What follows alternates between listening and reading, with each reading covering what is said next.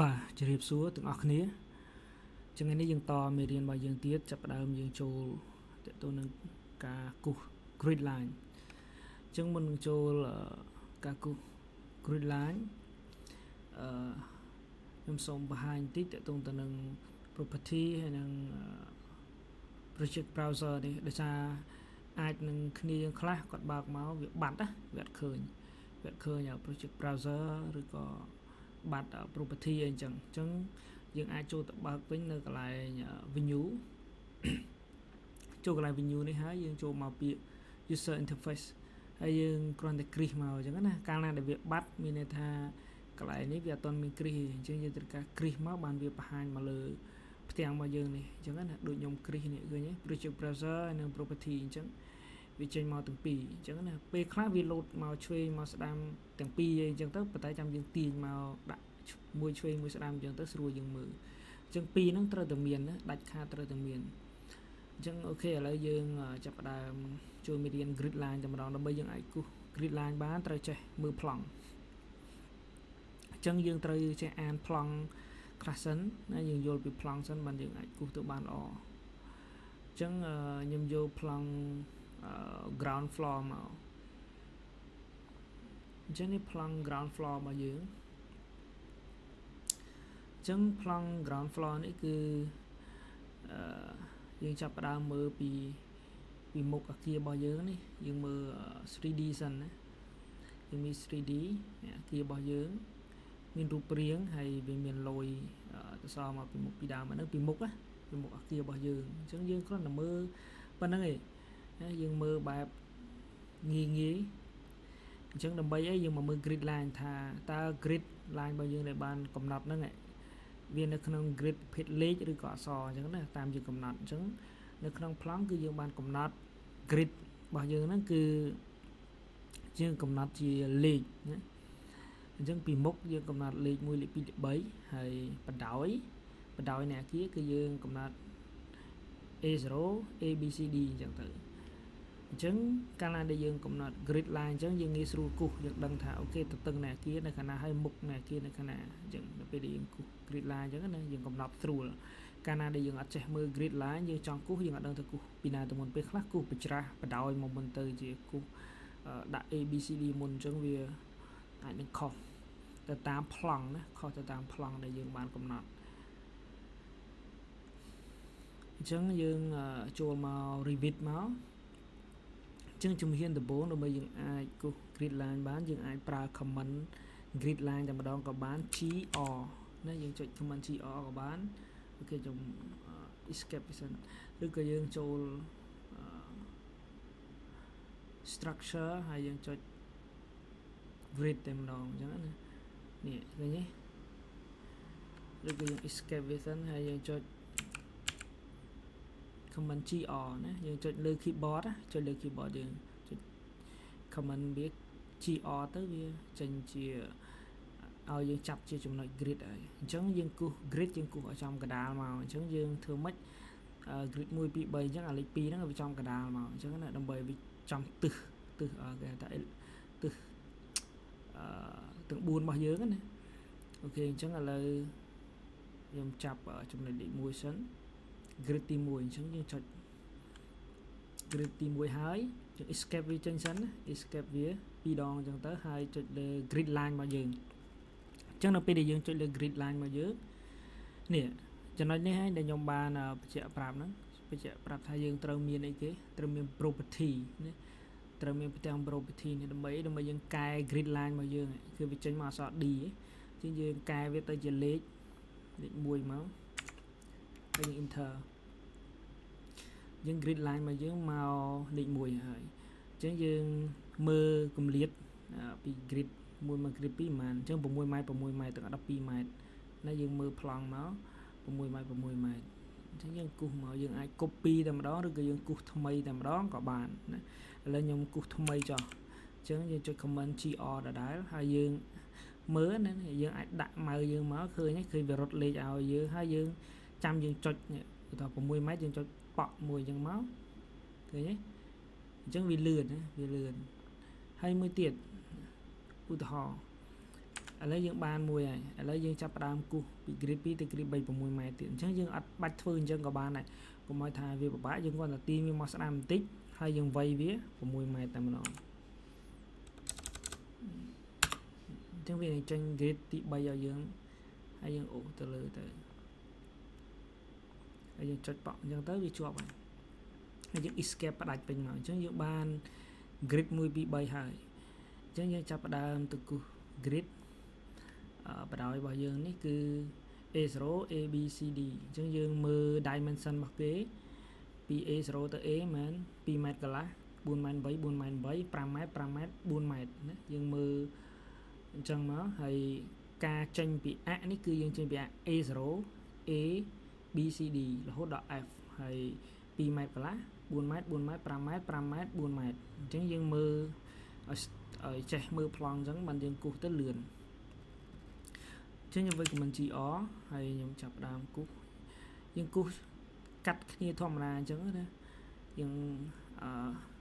វាអត់មានបញ្ហាអីទេយើងគូសនៅលើប្លង់បាតអញ្ចឹងនៅពេលដែលយើងគូសមកគឺវាចេញលេខ4នេះវាចេញលេខ4អញ្ចឹងយើងត្រូវកំណត់វាទៅ A0 ទៅ A0 ហើយយើង enter អញ្ចឹងវាបានមួយហើយគឺA0 ហើយយើងអាចគូសថ្មីក៏បានឬក៏ copy តែម្ដងឧទាហរណ៍ខ្ញុំគូសថ្មីមួយទៀតចុះខ្ញុំដាក់ grid ដូចធម្មតាអញ្ចឹងអានឹង2ម៉ែត្រកន្លះត្រូវយើងវាយ2ម៉ែត្រកន្លះមក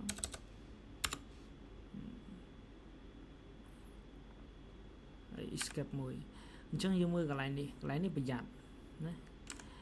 ប្រយ័ត្នមែនទែនដោយសារអីកាលណាដែលយើងគូសទៅលើវានឹងចេញ A2 A0 A1 A2 A3 តែម្ដងវាអត់ចេញ A B C D ទេអញ្ចឹងយើងត្រូវកែវាទៅ A ធម្មតាយើងលុបតលេខមួយនឹងចេញទៅអញ្ចឹងពេលវាទៅចេញ A ធម្មតាអញ្ចឹងវានឹង automatic ឲ្យយើងវាចាប់ទៅ grid B C D E F ដល់ខ្លួនឯងអញ្ចឹងណាអូខេអញ្ចឹងរបៀបដែលយើងគូស grid line គឺយើងអាចវាយ comment គូសតទៀតក៏បានឬក៏យើង copy តែម្ដងក៏បានឥឡូវខ្ញុំ copy ដោយសារវាយ comment ទូទៅគ្នាយើងចេះហើយអញ្ចឹងខ្ញុំ copy តែម្ដងយើងអាច select លើវាហើយយើងយកនេះ copy ក៏បានឬក៏យើងវាយ CO ក៏បានអញ្ចឹងចំពោះគ្នាយើងអ្នកចេះ comment វាអាចនឹងរៀងលឿនអញ្ចឹង4ម៉ែត្រ8អញ្ចឹងយើងវាយទៅអូសុំទៅខុសណាលឿនពេកអញ្ចឹងយើងវាយសាថ្មី CO ចុចមកយើងចុចមកប៉ក់សិនណាហើយយើង scroll ទៅលើហើយចាំយើងវាយ4ម៉ែត្រ8ឃើ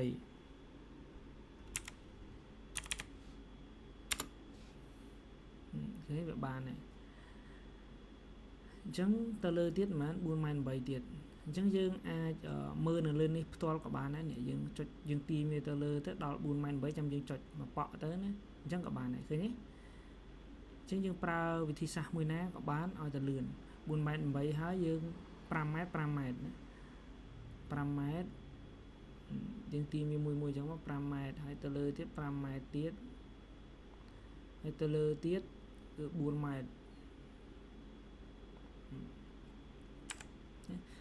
តែប៉ុណ្ណឹងយើងបញ្ចប់ grid line បានបាត់ហើយណាយើងអាចបញ្ចប់ grid បានហើយអញ្ចឹងយើងពិនិត្យមើលថា grid របស់យើងត្រូវហើយនៅគឺយើងចាប់ dimension ឬក៏យើងអាច move grid យើងទៅលើបន្តិចមកយើង select ពីក្រោមឡើងលើទៅហើយយើង move វាខ្ញុំវាយ command MV យើង move វាទៅលើឲ្យវាចំកណ្ដាលអញ្ចឹងណាឲ្យវាចំកណ្ដាលអញ្ចឹងទៅចំកណ្ដាលហើយខ្ញុំទាញ grid យើងឲ្យវារៀងវែងបន្តិចមកដើម្បីយើងចាប់ dimension ទៅយើងមើល dimension ទៅច្បាស់អញ្ចឹងណាអូខេអញ្ចឹងយើងចាប់ផ្ដើមចាប់ dimension មើល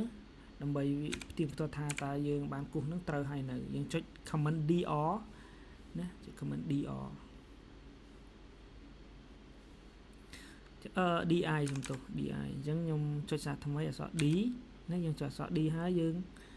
ចុចអក្សរ I មួយទៀតអញ្ចឹងវាចេញហើយយើងคลิกចំណុច grid line របស់យើងមក6ម៉ែត្រសរុប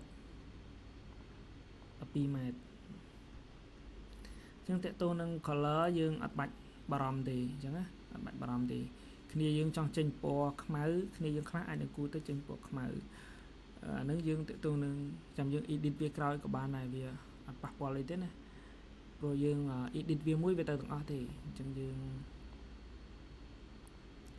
ចាប់ dimension តទៀត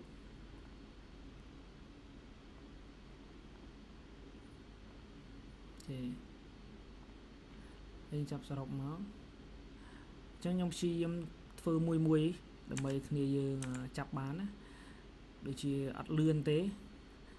បើលឿនពេកអាចនឹងពិបាកគ្នាយើងតាមអត់ទាន់អញ្ចឹងខ្ញុំចុចមួយដែរទេអ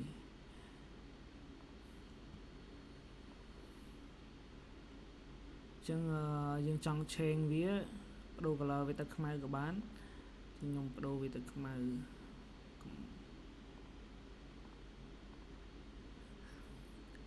អូខេអញ្ចឹង